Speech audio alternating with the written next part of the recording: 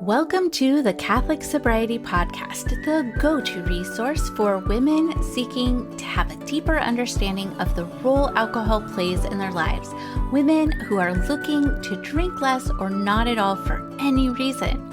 I am your host, Christie Walker.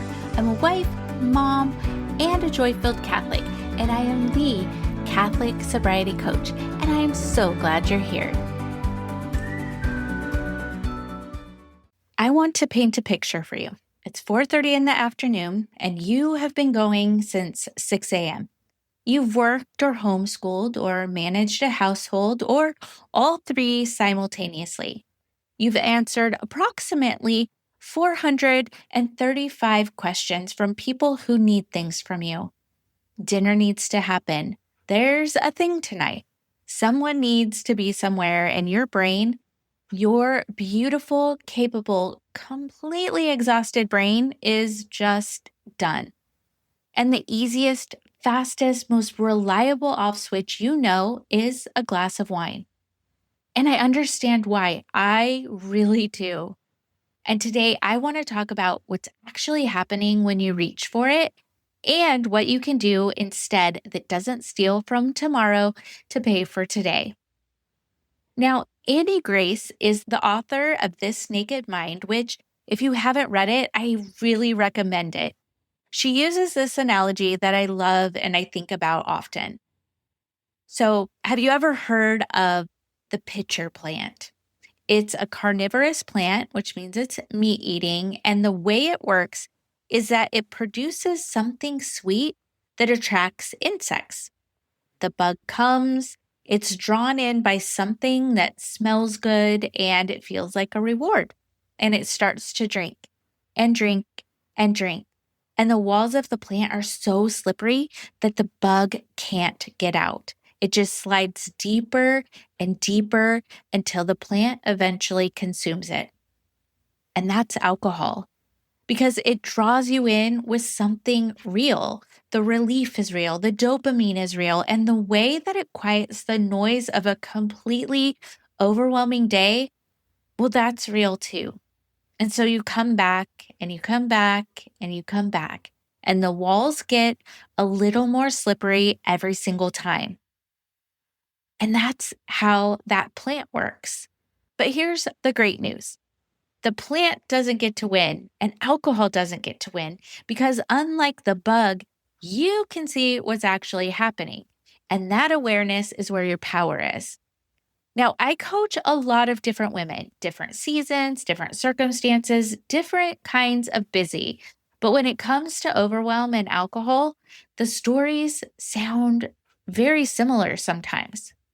So let me paint a few pictures. These aren't specific women. They're just patterns that I see over and over across hundreds of conversations. So there's the woman with a high demanding career. She's great at her job. She loves her job, but the job asks everything of her. Long hours, high stakes, constant performance. And after work, there are often social obligations. The drinking is woven into the culture, and opting out feels like opting out of belonging. She doesn't opt out, and the habit builds. Then there's the woman working from home. Her office is 40 feet from her kitchen. The line between work and rest is thin. She finds herself answering emails at 9 p.m. and reaching for wine because, honestly, it's the only thing that signals to her body that work is actually over. Then there's the homeschooling mom. She has chosen something beautiful and hard: to be her children's primary educator while also running a household, supporting her husband, managing everyone's everything. She loves her kids fiercely. She also has approximately zero time that belongs to only her. And at the end of the day, when the last lesson is done and dinner is cleaned up and everyone is finally in bed, she just needs something that's just hers. There's also the woman who's retired or widowed or living alone. The days are long and the evenings are longer. And when the outside is too hot or too cold to go anywhere, the quiet settles in and a glass of wine feels like company. All of these women are reaching for the same thing, not alcohol exactly. Relief, rest, something that says the day is done and you're allowed to stop now. And that need is legitimate. The method, however, is the problem. So, I talked in a previous episode about how alcohol doesn't actually give you energy. It removes the mental friction that's preventing you from using the energy you already have. But today, I want to go a step further here for the woman whose overwhelm is the primary driver. And here's what's happening over time. Alcohol disrupts sleep. There's no doubt about it. I challenge you, if you have a sleep app or a ring or something, to really look at those evenings when you have consumed alcohol and those evenings when you have not. And just see, because it's not just the quantity, it's actually the quality. It fragments the deep restorative sleep your brain needs to actually recover from a demanding day. So you wake up the next morning a little more depleted than yesterday, a little more behind, a little more in need of something to get through the day. Alcohol also increases anxiety. Not immediately. In the moment, it quiets the nervous system. But as it leaves your system, stress hormones rebound. So the anxiety that you are managing with wine at 5 p.m., oh yeah, it's coming back at 7 a.m. and it's a little louder than before. And as we've talked about before, alcohol affects your prefrontal cortex, the part of your brain that manages decisions, priorities, and impulse control. So the same part that runs your demanding job, manages your household, educates your children, you are literally borrowing against the very resource that makes you capable of everything that you're trying to do. You are stealing from tomorrow to get through today, and tomorrow keeps coming. Now, I want to tell you about something I did for my birthday when my twins were around 10 or 12 and my youngest was maybe 4 or 6. My husband offered to take the day off, which was incredibly sweet. And I looked at him and said, I just want a day by myself. So he got me a bunch of gift cards and I took myself out to lunch.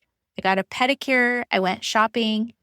I just moved through a day at my own pace with nobody needing anything from me. And here's the funny part though. Lunch by myself at a restaurant felt genuinely awkward. I hadn't done that since I was single and I didn't know what to do with my hands. I kept looking at my phone. I was wondering if people were looking at me, wondering why I was by myself. And it took me a good 20 minutes to settle in. But I did, and it was wonderful. And I came home a completely different person than the one who left that morning. Not because I did anything extreme, but because I had actually rested, actually stopped, actually let my nervous system calm all the way down instead of just numbing it into submission. And that's what I want for you too, not just a break from alcohol, a real break, the kind that actually fills you right back up. So, how do you even get there? How do you simplify your life enough that alcohol stops feeling like the only option? I want to give you 3 things, not 10, 3. The first one is to write down everything that is on your plate and ask what can come off. Seriously, get a piece of paper, write it all down. Everything you're managing, responsible for, showing up for, and then look at that list and ask, what on here is actually mine to carry? What on here could someone else do? What on here could be let go entirely, at least for this season? Because a lot of overwhelmed women are carrying things that just don't belong to them, things they picked up out of habit or guilt or the belief that nobody else would do it right. And some of those things can come off. Maybe not permanently, but just enough to give you room to breathe. Now, the second is to schedule rest and honor it like an appointment, not someday. I want you to do it this week. Look at your calendar and put something in it that is just for you: a walk, a lunch alone, an hour with a book, a pedicure, and then treat it the way you would treat a client meeting or a school pickup, as a non negotiable. I know how easy it is to let the thing that you've planned for yourself be the first thing that gets sacrificed when life gets too demanding. But you would not cancel on someone else that way. You would not let a client down. You would not leave your kids stranded. You do not want to keep disappointing yourself either. And every time you cancel on yourself, you send a message that your needs don't matter as much as everyone else's. And sister, that message, it's a lie. And it feeds the habit that promises to meet those needs at 5 p.m. And the third tip I'm going to give you is to take shortcuts and ask for help without apologizing for it, without feeling guilty. Grocery delivery? Yes, please. Meal kits? Do it. Pre-cut vegetables? Yes. These are not failures of your ability to maintain your home. These are tools. And for a woman who is managing at a high level in multiple areas of her life, removing one decision from her day, what's for dinner? Do I have to go to the store? That is not laziness, it's a strategy. And ask for help from your husband, from your kids. Yes, even the young ones can do more than you think. Ask your mom, a friend. You do not have to do all of this alone.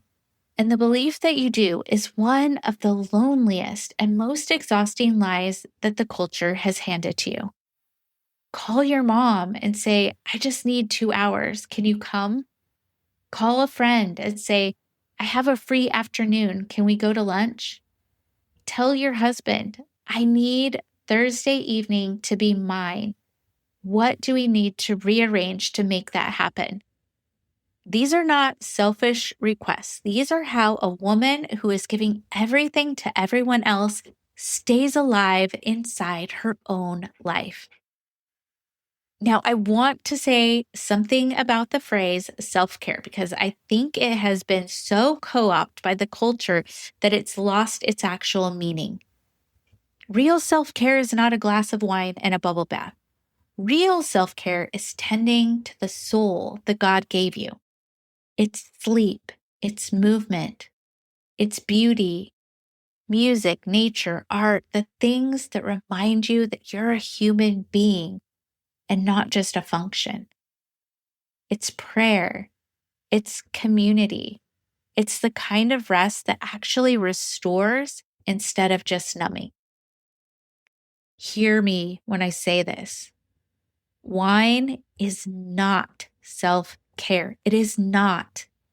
Wine is borrowing from tomorrow, and tomorrow it'll be here. So here's what I want you to hear. You are allowed to rest, not as a reward for finishing everything. You will never finish everything. You are allowed to rest as a practice, as a rhythm, as an act of stewardship of the one body and soul that God gave you. Psalm 23 says, He leads me beside still waters. He restores my soul. That restoration is not an accident. It's something He actively wants for you, not the numbed out, foggy, wine-soaked version of rest. The real thing, the kind that fills you back up. You are not designed to run on empty and pour from a depleted cup. And alcohol has been making you believe that depletion is just the price of the life you've chosen. And it's not. There is another way. I want to give you one thing to do tonight, just one. When the overwhelm hits, when it's 4:30 or 5 and the off switch craving fires, before you pour anything, ask yourself one question. What do I actually need right now? Not what do I want? What do I need? Maybe you need 5 minutes of quiet. Can you get that? Close the bathroom door, sit outside for 5 minutes, put your headphones in, and listen to one song that makes you feel like yourself. Maybe you need to move your body, not a workout per se, just movement or a stretch. Walk to the end of the driveway and back. Stretch for 3 minutes. My favorite is to vacuum something. Movement shifts your body chemistry faster than almost anything else. Maybe you need beauty. Put on some worship music or put on music from the 90s or whatever makes you feel most alive. Let your nervous system remember something good. Maybe you need to talk to someone. Text your husband, call your mom, send a voice memo to a friend. Maybe you need to schedule something for yourself this week and actually put it in your calendar right now before you forget, before the moment passes, before life closes back in. Any of these things, even the smallest one, is choosing yourself. It's building the foundation. It's telling your brain that there is another way to get what you need. And every time you choose it, the plant's walls get a little less slippery. So here's what I want you to carry from today. The overwhelm is real. The exhaustion is real. The need for an off switch at the end of a long day is completely legitimate. Alcohol just isn't the right switch. It borrows from tomorrow to pay for today. And tomorrow is right around the corner. What you actually need is rest, real rest, the kind that fills you back up instead of stealing from you while you sleep. Write down what you can take off your plate, schedule something for yourself, and honor it. Take the shortcut, ask for help, put on music, dance around the kitchen, go for a walk, sit outside for 5 minutes with something you actually enjoy drinking. That's not alcohol. You're not too busy for this. I promise you are too busy not to do this. Next week, we are going to talk about something I've been sitting with and something that I think a lot of you need to hear heading into fall. I'll tell you more soon. You don't want to miss it. Well, that does it for this episode of the Catholic Sobriety Podcast. I hope you enjoyed this episode, and I would invite you to share it with a friend who might also get value from it as well. And make sure you subscribe so you don't miss a thing. I am the Catholic Sobriety Coach, and if you would like to learn how to work with me or learn more about the coaching that I offer, visit my website, thecatholicsobrietycoach.com. Follow me on Instagram at the Catholic Sobriety Coach. I look forward to speaking to you next time. And remember, I am here for you. I am praying for you. You are not alone.